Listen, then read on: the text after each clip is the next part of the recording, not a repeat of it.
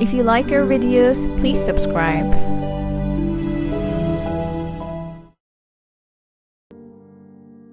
लहरों के पीछे भागना बंद करो, समंदर को अपने पास आने दो।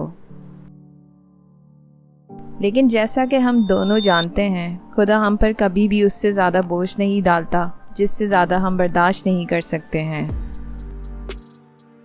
जो कुछ ऊपर से गिरे तुम उस पर लानत ना करो, उसमें बारिश भी शामिल है।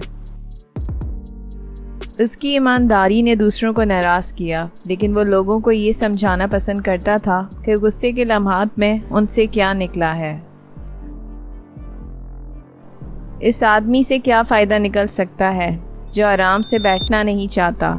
अगर इंसान में ताल्लुक़ का एहसास ही ना हो तो वो हवा में सूखे पत्ते की तरह है जो हर तरफ बह सकता है।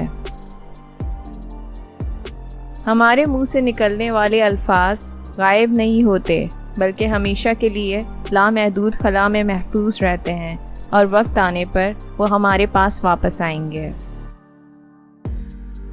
अगर आप अपने ईमान को मजबूत करना चाहते हैं तो आपको अपने अंदर को नरम करने की ज़रूरत होगी। आपके ईमान को मजबूत बनाने के लिए आपका दिल एक पर की तरह नरम होना चाहिए।